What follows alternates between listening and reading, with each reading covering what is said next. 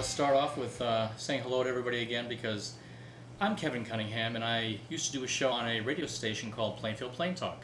It's kind of a continuation from Plainfield Plain Talk. I haven't been there in a while. We'll see if we can post it up to that site though, and someplace else here and there, so people can understand what's going on. It's good to get information from your town. It's great to get information from your town. It's something you want to do, and that's what Plainfield Plain Talk, the radio show, used to do. Charter revision. That took a few months to get going, didn't it? Yeah, I wanted to be on that charter revision because I think being on a board all the way through the process, being a selectman and starting one up and going through all the way through the process, that I have a little bit of understanding what it is. What represents this charter draft is 9 questions, and we know there's probably about 30 or 40 things that had to be fixed. Number 1, which is actually number 3 on the ballot, is asking if the town should eliminate the quorum requirement of 25 people to hold a town meeting. That's a big, if I'm going to vote on it, I'm going to vote no. I want you to consider the fact that you are voting on a new ordinance or something as big as the town budget. If one person walks in the room and says no to everything, they've exercised their rights for all of everybody else. One person. We wanted to have it 25. So why did I say no to that, by the way, other than it being a bad idea? Why would you not encourage people to come to the meetings and know what's going on? You want one person to change it, or have the ability to have one person change it. And what I heard was, because that was the person, or those are the few people that were interested and concerned. My thing is, what I heard right off the bat was, the first Charter Revision Commission meeting from this group said that they had a problem getting people there. My retort would be very simple. Where's the evidence? Where is your town putting out advertisements to the point where you know what's going on? Has anybody ever seen an advertisement in the Turnpike Buyer about any of this stuff? The answer would be very simple: no. Not at all. It's just it's a bad excuse. You can't tell me that you're not putting effort out there if you're not even putting out advertisements in the Turnpike Buyer. Or, to the next level of that is, how big is this? This is huge. Number 1, it's huge. Why were there not articles all the way through in the Norwich Bulletin talking about having this as a major change? Matter of fact, it was a chairperson that says, there's nothing big here. I don't think that they've done a good job. They just started putting out signs, by the way. Kudos, you put out signs. We've been screaming for that for years, so it's getting done. It would be nice to be like other towns, though, and I'll tell you why. It's difficult to put a sign out the morning of a meeting that's going to be happening later on in the evening when people are on the way to work. If they didn't see the sign, they're out of luck. If they saw the sign, they're going, well, what the heck was that for? They don't know. So you got to give them the information in order for it to be valid and viable and meaningful. People need to be informed, and yes, Facebook is one of the mediums. Newspapers are another. Putting ads out are another. You got to keep on thinking and thinking and thinking of things you can do to get to the public.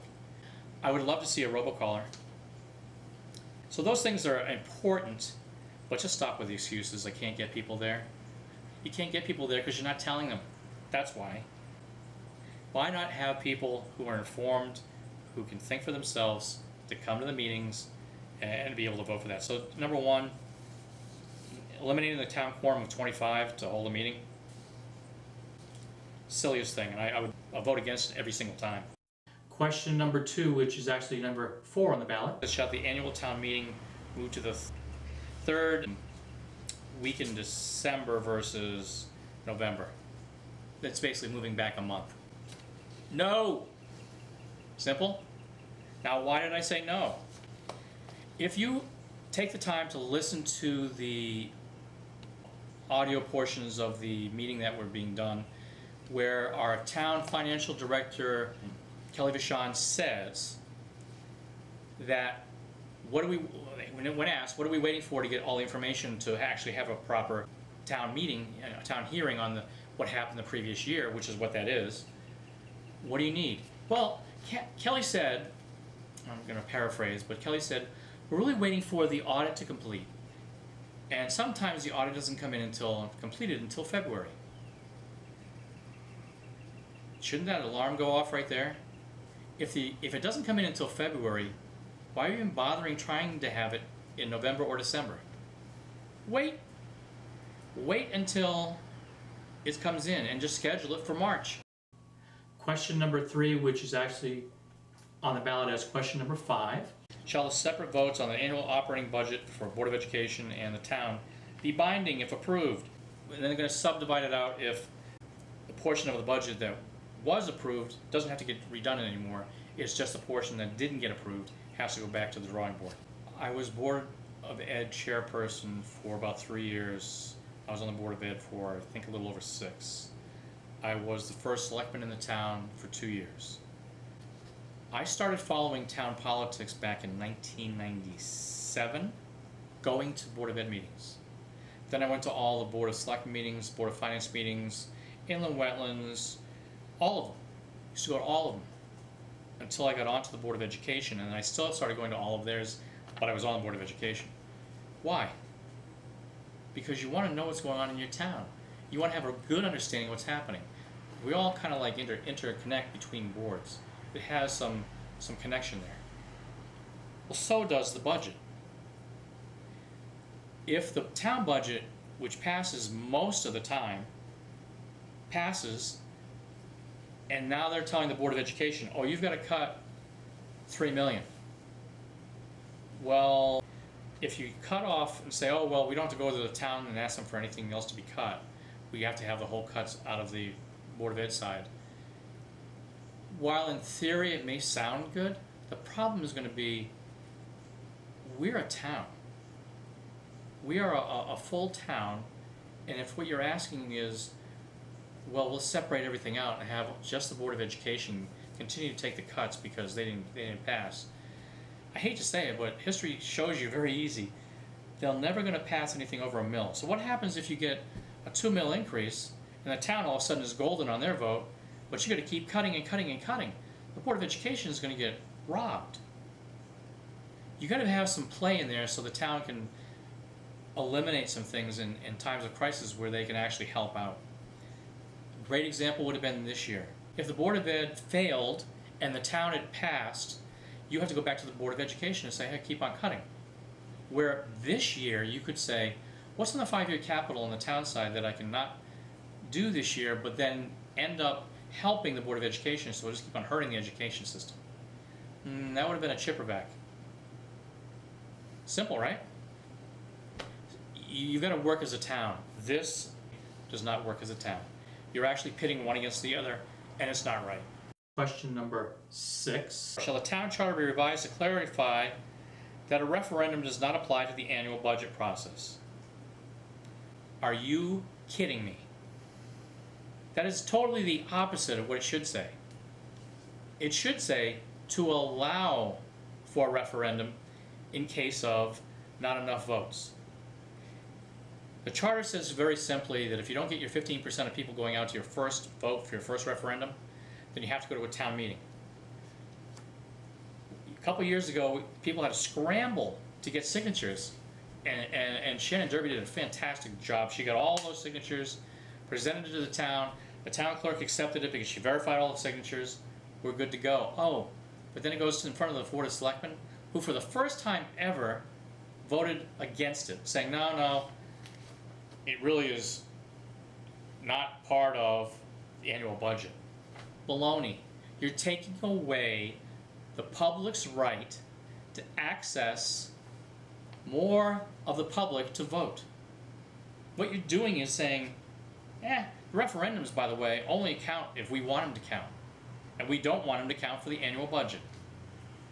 That's taking away your vote. And my opinion is, it's pretty bad. It's almost as bad as number 1, but it's bad.